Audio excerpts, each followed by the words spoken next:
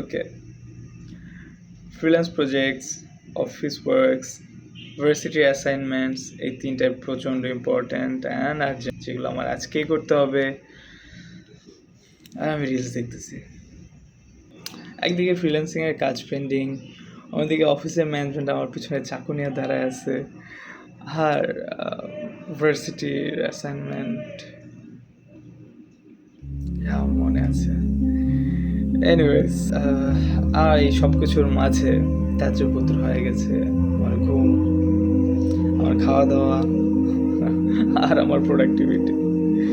খুব দেরি হলেও একটা জিনিস খুবই ক্লিয়ারলি বুঝতে পারতেছি যে সময় তোমার জন্য অপেক্ষা করে না, and there is no such thing as perfect time. Trust me, it's not. এমন সিচুয়েশনগুলোর মাঝে যদি তুমি থাকো, তুমি ফেল করতেছো না, তুমি একসাথে অনেক কিছু সামলাইতেছো, অ্যান্ড এইটা অনেক বেশি সাহসের কাজ। So don't stop, keep hustling. Thanks for watching.